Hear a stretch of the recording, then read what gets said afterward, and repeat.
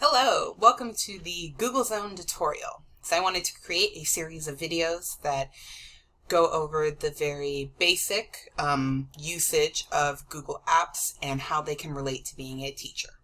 So I'm going to start today with Gmail. So Gmail is basically the Google email, and when you're at your main Google page, Gmail is the first option up in the upper right hand corner here.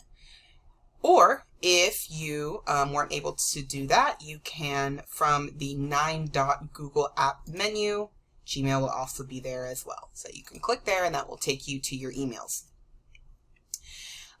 So any email that is listed here in your inbox and it's bold, that means you haven't read it yet. Once you read an email, it will not be bolded anymore. To send an email, you need to click the plus sign in the upper left-hand corner here, the compose, and from here you can type in an email address and it will allow you to send it to that person. Subject works similarly as any other email, and the body where you're going to type your email. If you are switching over to Google from a different platform, you can import your contacts, and we'll get to that. But if you need to make a new contact, somebody that you're going to email, to do that you need to go to the 9 menu again in the upper right hand corner, and you're going to click on contacts. And here is where you can add other students, other teachers, or other people that you need to communicate with regularly using your teacher email. So to create a new contact, same button as to create a new email, upper left-hand corner with the plus sign. You're going to click on that and it will ask you to create one contact or a set of contacts. But like I said, if you already have a list of contacts from some other email platform, you can import them. So you would have to export them from your other platform and it'll be saved as a file on your computer.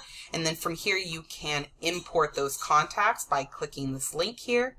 And it will ask you to select a file off of your computer if you've already exported your contacts from a different platform. So that way you don't have to re-add each one, you can just import them all. Okay. So the next thing I wanted to talk about, I'm going to jump back over here to my my Gmail. And sometimes when you get emails, you want to hang on to them and you want to be able to organize them. So in Google, specifically Gmail, we can organize our stuff by giving them a label.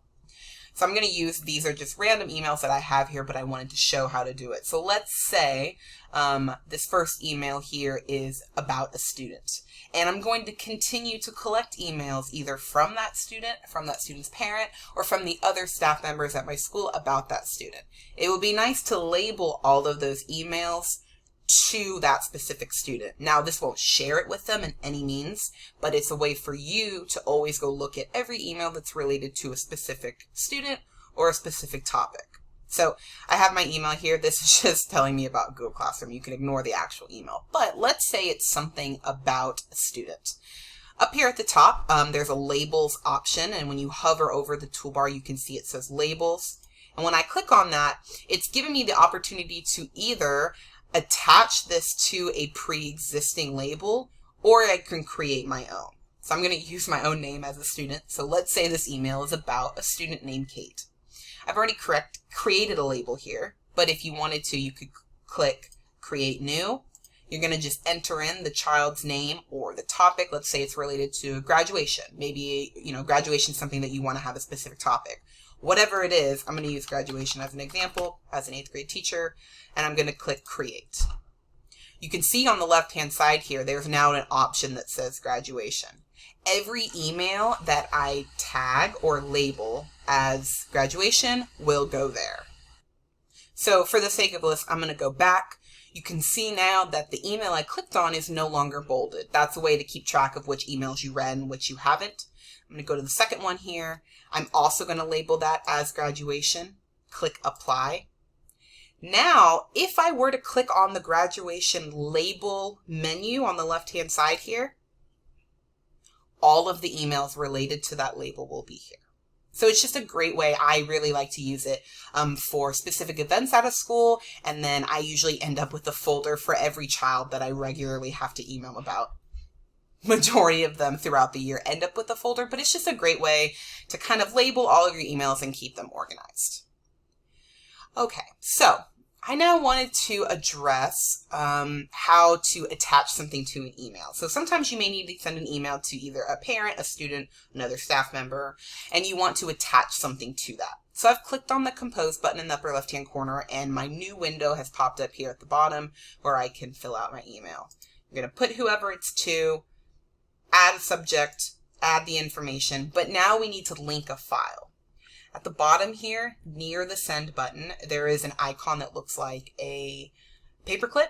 You need to click that, and it's going to, oh, sorry, excuse all my stuff, but it's going to open up here anything that you have, and you can just attach it immediately. So say I want to send this picture, it's now attached at the bottom.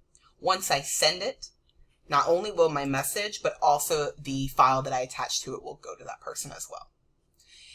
If you are using a lot of Google apps, Google Drive, which is most likely where you're saving all of your things, is also attached to an email. So if you wanted to send a specific Google Drive document, you can click on the Drive icon here at the bottom, and from your Drive, you can attach anything that you want directly from the Drive. It doesn't have to be on your computer then.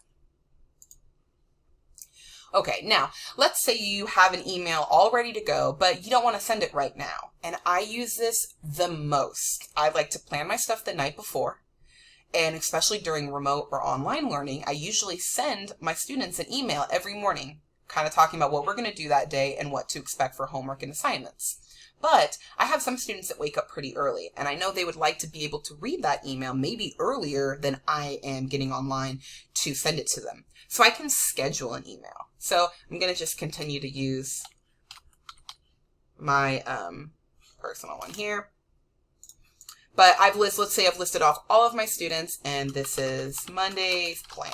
I'd be more specific, but you know, we're going to learn and then we're going to work. Obviously, it wouldn't be like that. But let's say I want to send this tomorrow morning at 7 o'clock, but I don't want to get up and do that. That's okay. Next to the send button, there's an arrow pointing down, and you have the option to schedule when you want this email to send.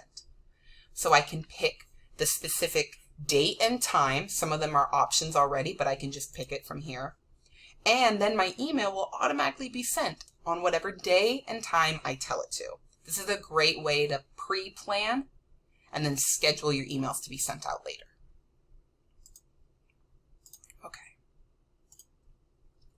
The last thing that I see a lot of people do, which is amazing, and I encourage everyone to do so, is to create a email signature. So at the end of every email, you should probably end it with, you know, thank you, sincerely, Mrs. Whoever, or Mr. Whoever.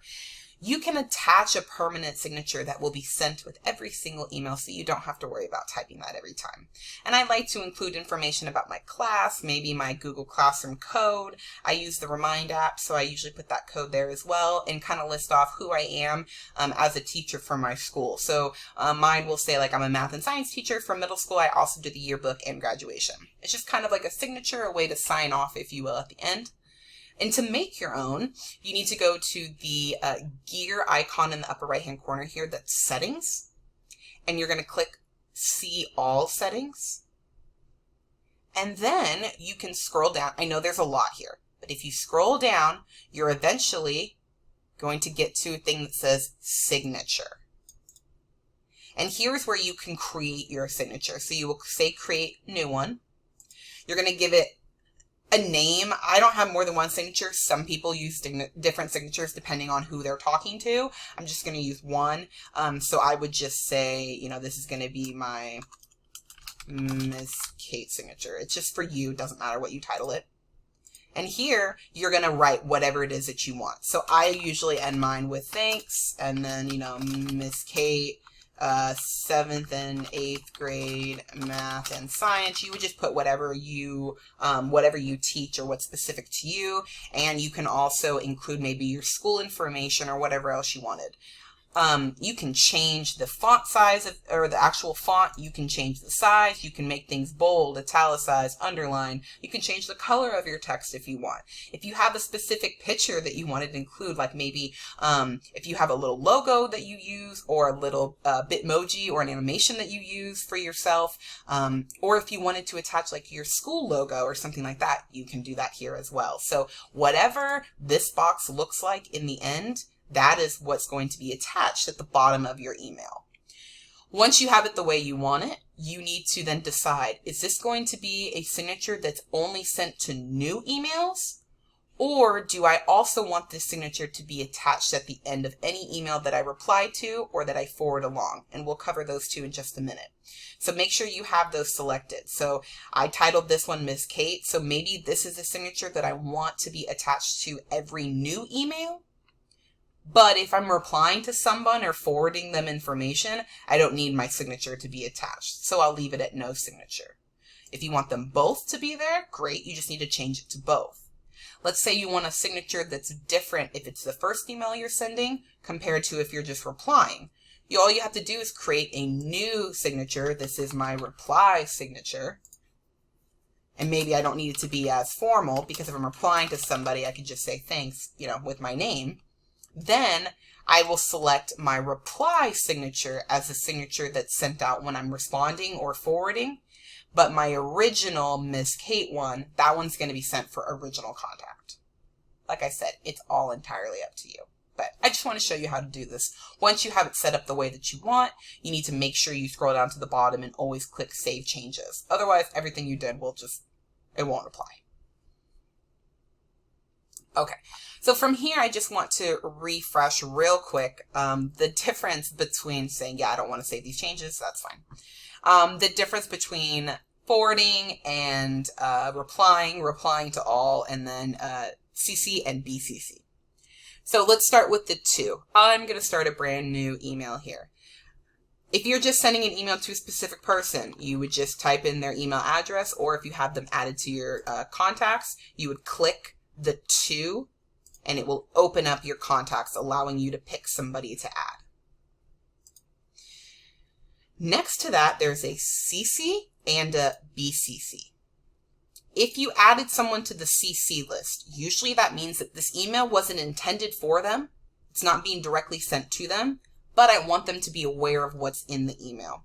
I CC my principal on stuff all the time. It's just a great habit to start. BCC, the B stands for blind, I believe, meaning that whoever you add to the BCC line, they're going to get this email, but nobody else will know that they're on the email. I use this when I'm sending out one email to all of my parents. I add my parent emails into BCC. That way they each get my email, but they don't get each other's email addresses. So if there's any kind of privacy issue with contact, you want to include somebody in the information, but you don't want everybody else to get their contact information, you're going to want to put them into BCC. Now, just really quick, reply all, and forward. As a teacher who is in a lot of teacher emails, please don't click reply all. Unless you are wanting every single person who got the original email to also get your response, do not click reply all. When in doubt, just click reply. So let's say this is my email that I'm replying to. At the bottom, there's the reply option. This will send a response to the person that emailed me only, not everybody else included in it. Or, I believe I can just go back, yep. Or you can press forward. Forward will take everything included in the email before now and pass it along to a new person. So if all of a sudden a teacher got added to a conversation, you decided that, maybe another member of admin should be a part of this, you would forward that information to them. So that includes the kind of just a basic overview on how to use Gmail, and specifically related to how it's beneficial as a teacher. So hopefully this is helpful. There is more videos that are related to all of the Google app products that are useful for teachers. Make sure you jump back onto my YouTube channel and check those out too.